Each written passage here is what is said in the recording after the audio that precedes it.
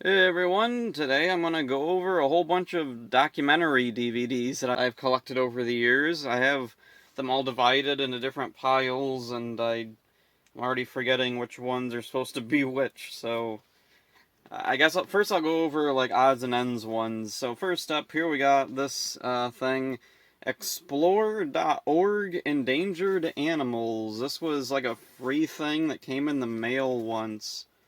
It's a series of little short things about different endangered animals, and it's kind of fascinating and talks about ways you can contribute to helping the animals and this and that. Here's another thing kind of like it. Gorillas from the Heart of Darkness. This was a dollar DVD, and it was a similar idea. It's like just about endangered gorillas mainly. This one focuses mainly on just gorillas. And then next up, I guess I'll talk about this thing. This is a custom Riff Tracks DVD that collects Total Riff Off, which was a series of commentaries that the Riff Tracks guys did over some National Geographic things. It was mostly like mostly animal stuff from what I remember. And then I think that's it for animal stuff. I don't have a whole lot of animal documentaries. Next up, we have this weird thing, American Carney. Let's see, True Tales from the Circus Sideshow, and what this is a collection of interviews with circus performers, and also gives a bit of a history of the sideshow and the circus, and it's really fascinating. There's a lot of cool stuff, and also Penn Jillette makes an appearance, because who knows? It's cool to see him, though. And then next up, isn't this a happy thing? America's Serial Killers, Portraits in Evil. They're fascinating documentaries. It's just, you kind of have to be in the right mood to watch this kind of thing, because it's kind of depressing. Okay, next up, another thing that you kind of have to be in a mood for, because it's depressing. The Last Laugh. This is a collection of a whole bunch of interviews with different comedians, mainly Jewish comedians, on whether or not it's okay, like, is it really in good taste to make jokes about the Holocaust? And there's a bit from, like, was it the producers, Springtime for Hitler? Yeah. It's a fascinating thing. It's cool to see all these different comedians, and there's a lot here that I'm not super familiar with, but this was a pretty cool little documentary, and here's something kind of similar, though, with far lighter subject matter, The Aristocrats. This is a whole bunch of interviews with a ton of different comedians, and they're all giving their own take on the infamous aristocrats joke, and it's pretty good. It's really funny. I think this might be one of my absolute favorite movies. It is a lot of fun, and it is so cool seeing everybody's different interpretations of the joke, because the joke doesn't really have one set way to tell it. Each comedian has their own way to tell it, their own way to perform it, even their own way to like go about even acknowledging it. A few of them don't want to tell the joke, and that in itself is the joke. Okay, next up we have Outrage. This was from director Kirby Dick, who also did This Film Is Not Yet Rated, which I don't have, and I'd really like to find that, because I really like that documentary. This one is mainly a bunch of scandals of different politicians, mainly anti-gay, pro-family politicians who end up getting busted because, yeah, they were doing gay stuff. A bit outdated, because at the time this came out, I don't think gay marriage was legalized yet in the U.S. This was, let's see, 2009. The DVD came out 2010, it looks like, so yeah, I'm not sure, I can't remember what exactly the timeline is there, but still, it's a very fascinating time capsule in history. You learn a lot about some interesting people. Next up, some Bruce Lee stuff. Here's 2 copies of The Real Bruce Lee. This one's on a double feature with Laser Mission. Laser Mission is not a documentary. Real Bruce Lee actually isn't even really a documentary. It kinda sort of is, but it also kinda sort of isn't. Like the beginning, it starts off like a documentary. It's about Bruce Lee's early life, and in particular his early acting career. You get to see him as a child star in China or Hong Kong, wherever, growing up and making movies, and that's kind of cool. But then all of a sudden, the movie like runs out of content or something, and then it just turns into a ninja movie. In fact, you can see one of the ninjas on the back there. And it has nothing to do with Bruce Lee. It is so weird. That very strange way to do a movie.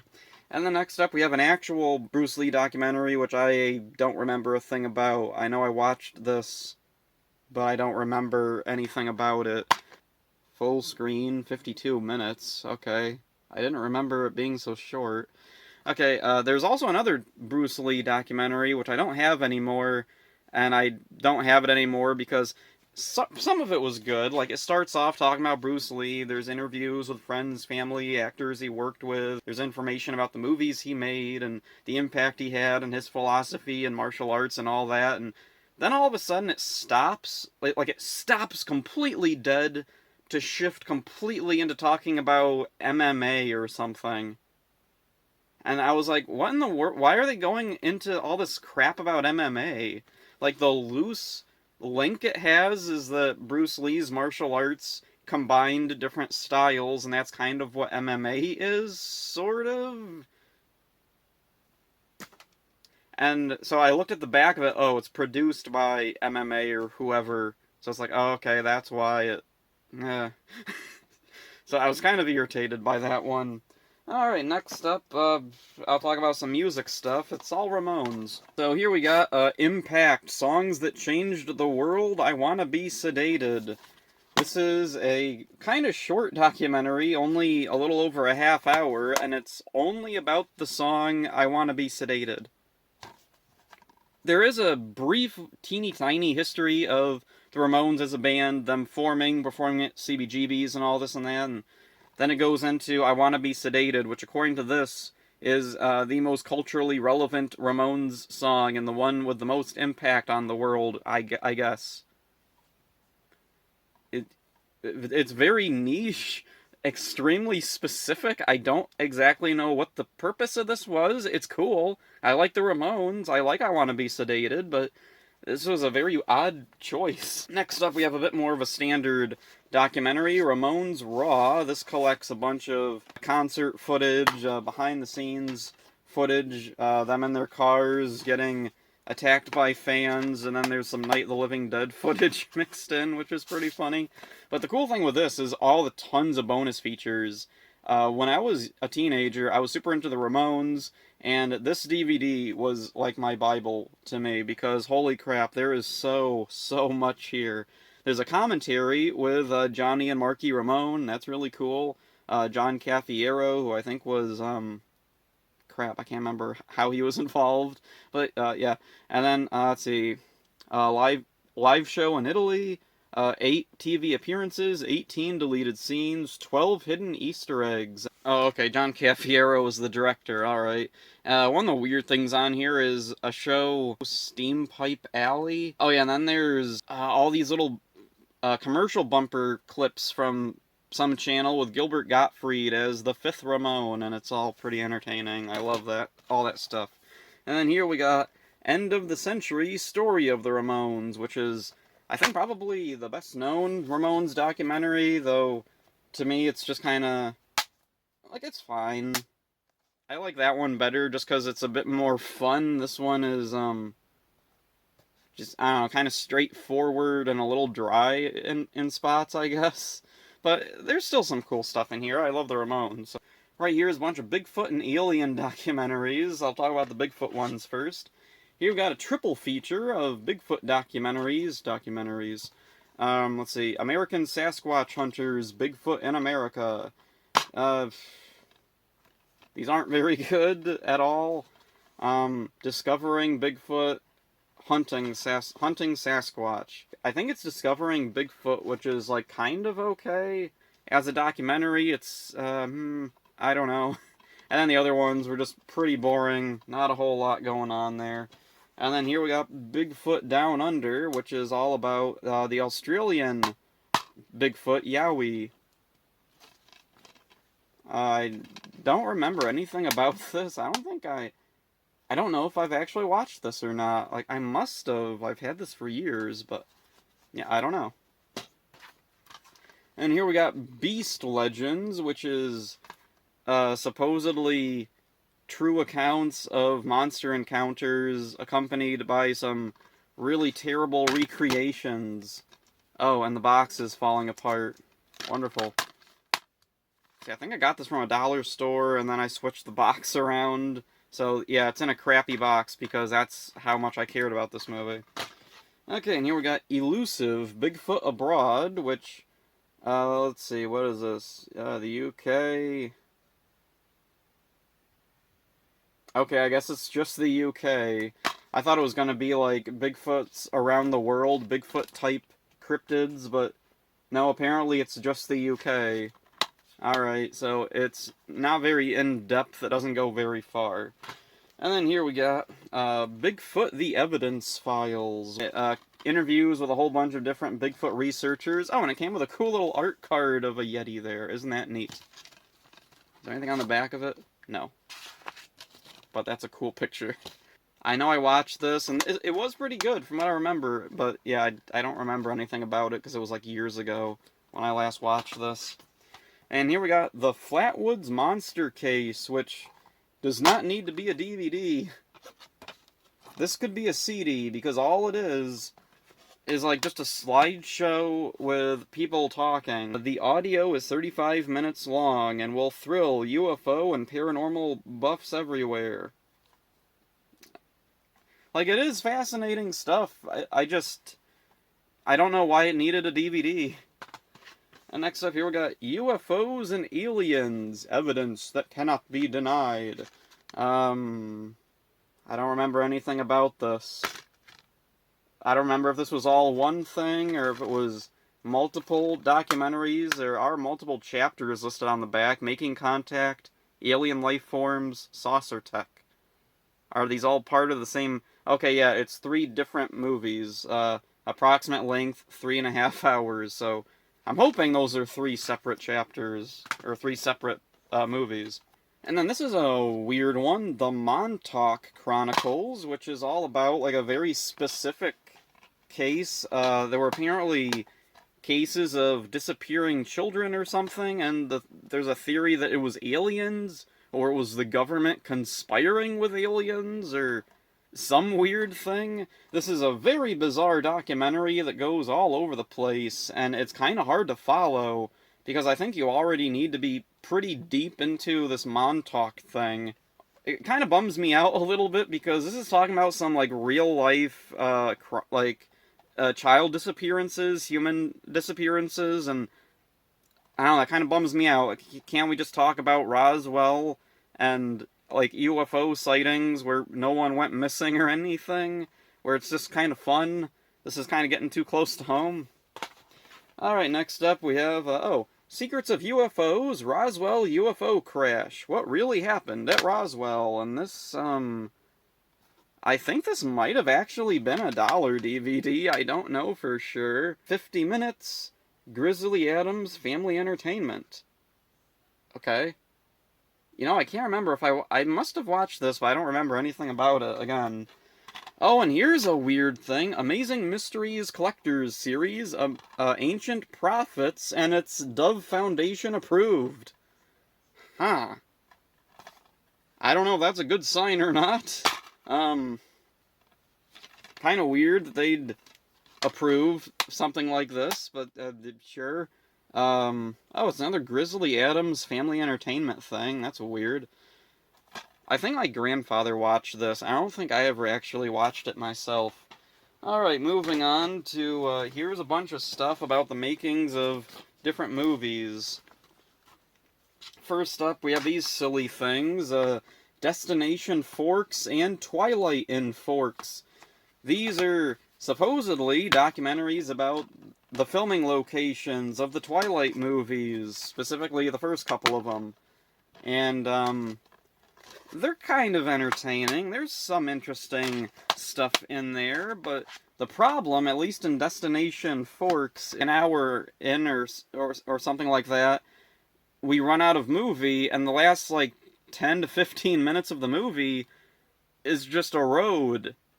It's just someone put a camera on a road for, I don't know, in between filler shots or something, and they decided, let's just play that whole thing to pretend like this movie is longer than it is, and I'm thinking Twilight and Forks also does this because these both have the runtime of 84 and 85 minutes, which is pretty long for, like, a cash-in, tie-in documentary to a popular movie. Like, I don't think these needed to be 80-some minutes, but they are, because of that stupid, or, well, at least this one is because of the road thing. This one, I don't think I actually watched this one.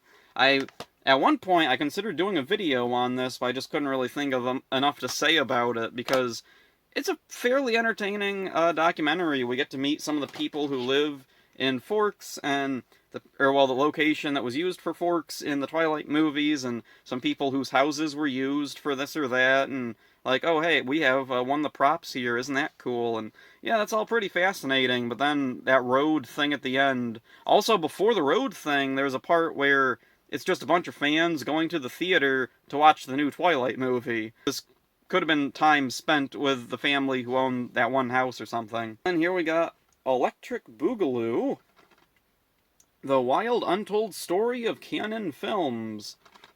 And I have not watched this. I'm kind of afraid to watch it. Like, I've heard it's good, and I'm sure it's good, but Abaranger, the movie making, and what is this thing? Five O's report, Masked Rider making. Yeah, I can't make any sense of the English on the title, so this one, yeah, it's pretty simple. It's just Abaranger, the movie making. This one, I don't really know what exactly they were going for on there, but yeah, they're just short little making, or at least this one's a short little making of thing at only 25 minutes. And I don't think there's even a menu on it. You just put it in and it starts right up with footage of the actors going to the beach or whatever. And then for Fies here, pretty much the same thing, except I don't think there's a beach in this one, so a lot of it's like people like just going around locations, shooting Kamen Rider stuff. Okay, next up we got Doomed, the untold story of Roger Corman's The Fantastic Four, and it's a pretty fun little documentary. I don't know if this is an official Blu-ray or not. Like, I think I did get it straight from the creators, Uncorked Entertainment. So, I don't know if this is actually official, or if it's an elaborate bootleg from a seller who had a similar name or something, but yeah, anyway, it's a documentary about the making of the Roger Corman live-action Fantastic Four movie, which also today is the best Fantastic Four movie that we have. Kind of ironic it's considered, like, so bad it was unreleasable. Oh, and also there was a bonus disc. I don't remember what was on that. I think it was additional interviews and stuff that weren't on the normal documentary. Next up, this is a cool thing. Golden Era. This is a documentary all about the making of the classic N64 game GoldenEye. Isn't that frickin' amazing? And I love how the case is a big Nintendo 64 cartridge. That's really clever. I love that. And it has a reversible cover, which isn't nearly as interesting, but it's fine. It has some of the creative team there. That's neat. I haven't gotten around to watching this yet, but I've seen the trailer for this, and it looks really good, so maybe I'll watch that later tonight, actually. Alright, moving on to another thing. Oh, here we got some Star Trek stuff. Starting off, What We Left Behind. This was a documentary all about the making of Deep Space Nine, and its legacy and impact that it's had on the franchise and culture as a whole, and it's really fascinating stuff here. And next up, we got Trekkies and Trekkies 2. Sure, why not? I remember seeing Trekkies back when I was a kid. I remember the first time I saw that, or I was aware of it, was I think there was a trailer on a South Park tape for it, because Paramount. And yeah, it's a fun little documentary. It's not always the best depiction of Star Trek fans, but, like, it's fun. And then we got a follow-up, which I didn't even know about, Trekkies 2, which is kind of a more grounded, down-to-earth version of the first one. We revisit some of the people that were in the first one, and that's one of my favorite parts, is seeing where those people from the first movie are now, and that was kind of fascinating. There was some international stuff, I think. They go to some Star Trek conventions in other countries, and I remember hearing about there was going to be a third Trekkies movie, and that one was going to go even farther with the international aspect, but they never made it, I guess. Planet of the Apes, this is, let's see, the 35th anniversary full screen edition.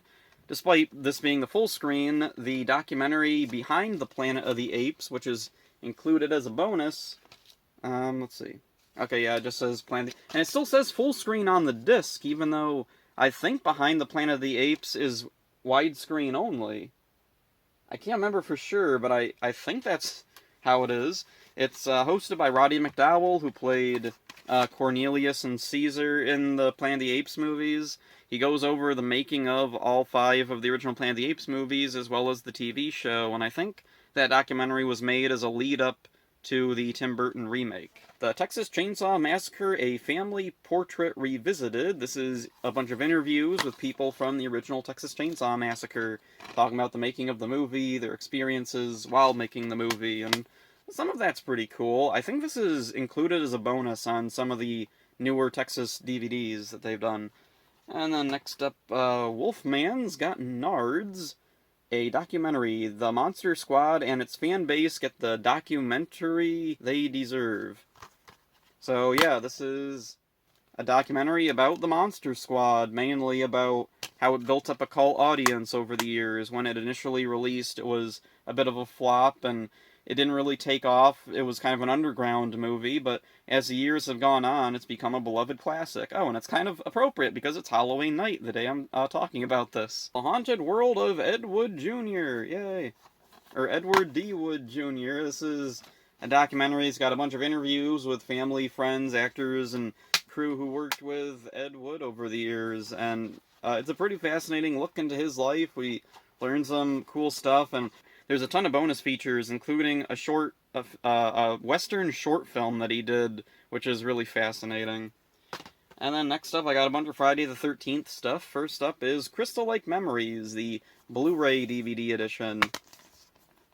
This is really, really cool. So happy to have this. This is...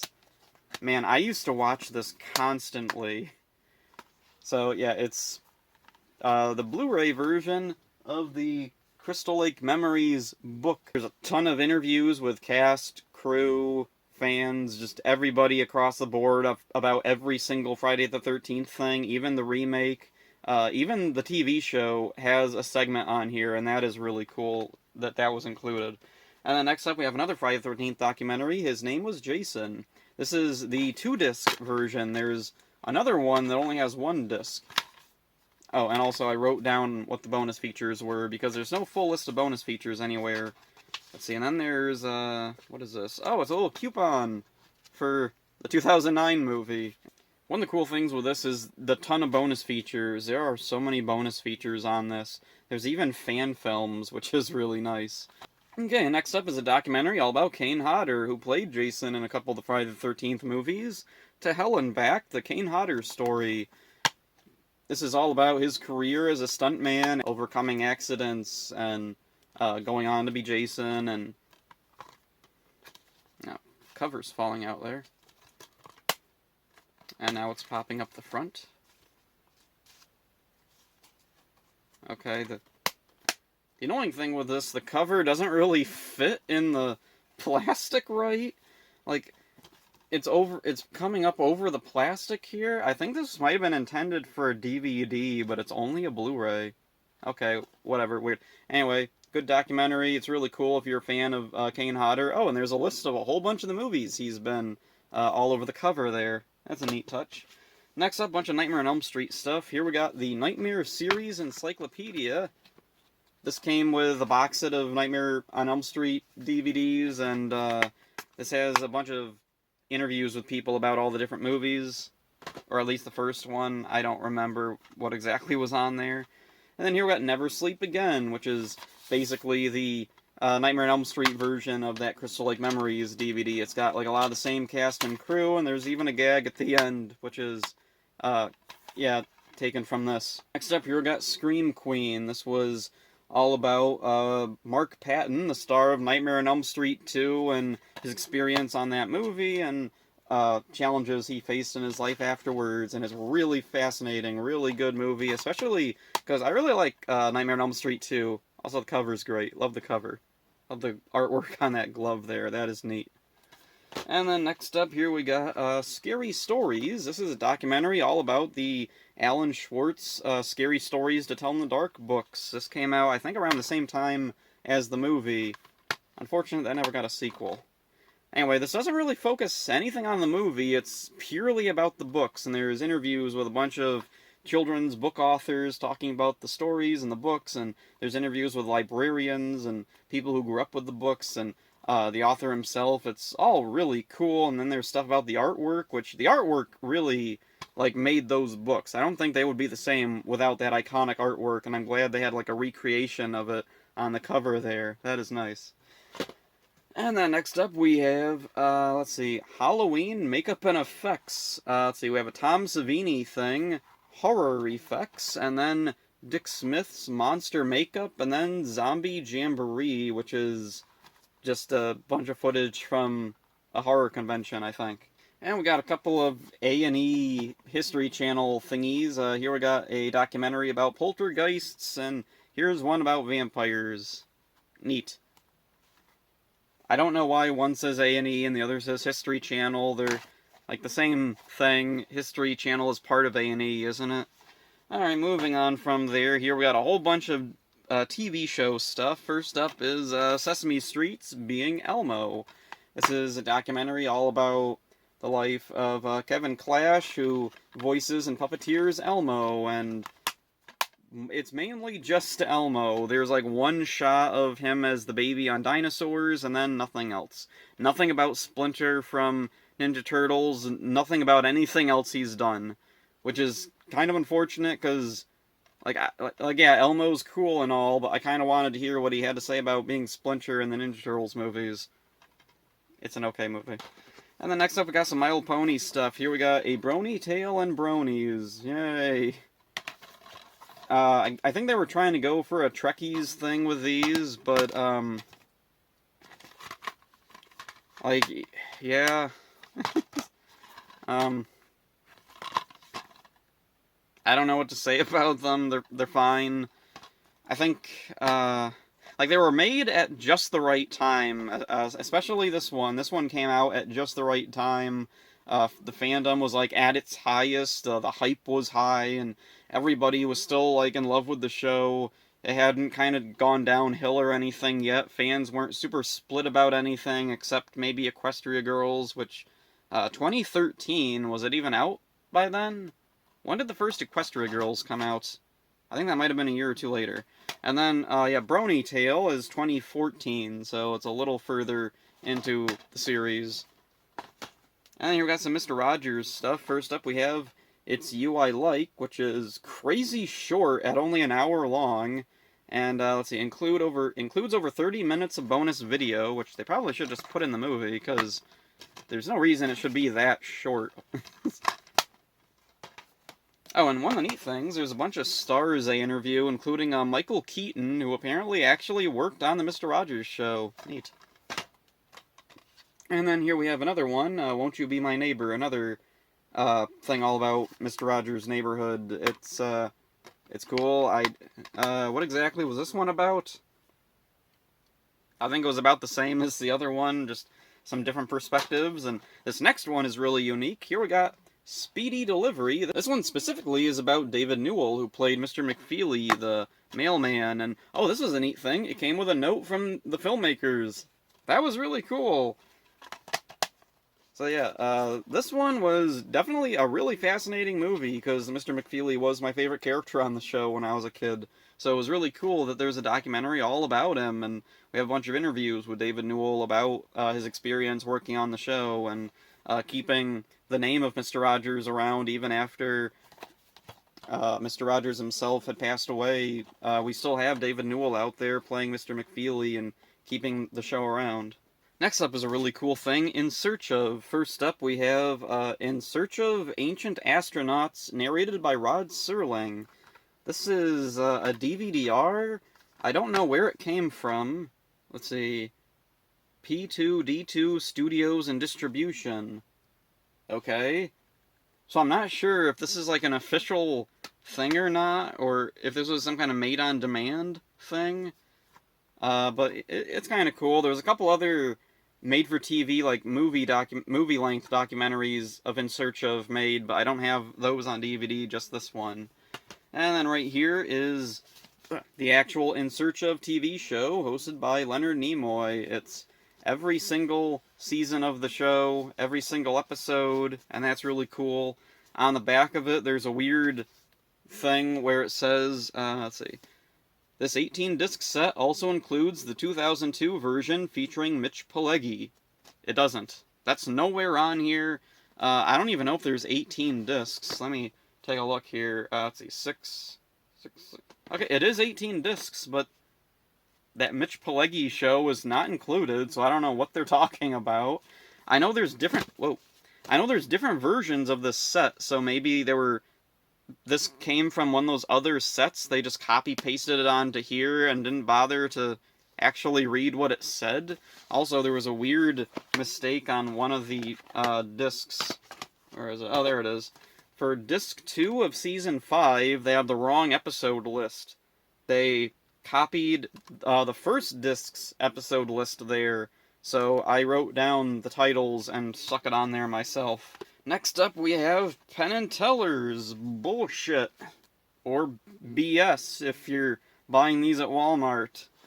And unfortunately, I don't have the slipcovers for a lot of these, because I got these in a lot on eBay, and for whatever reason, they didn't have the slipcovers. So there's season 1.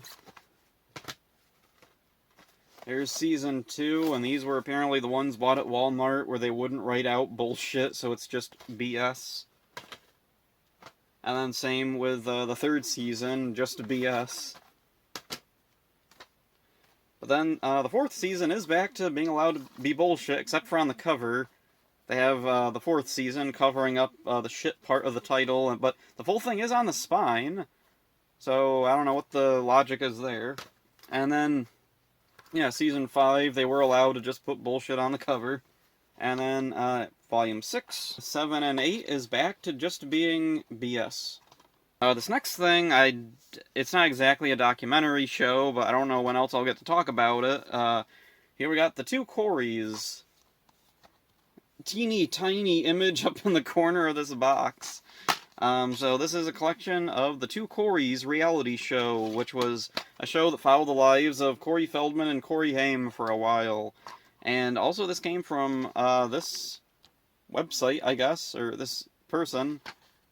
I don't remember where exactly I bought this from. I think I bought this off eBay, maybe? I don't remember. Anyway, maybe that guy is still around, still making DVDs.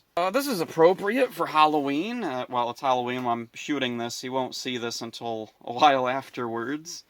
The scariest movies I've ever seen.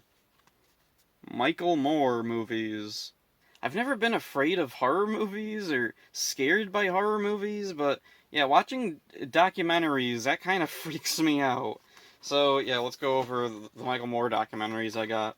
Right here we got the DVD of Roger and Me. It's one of these Snapcase ones. There's a Blu-ray of this out now, which I want to find. Oh, love that image there of an angry building.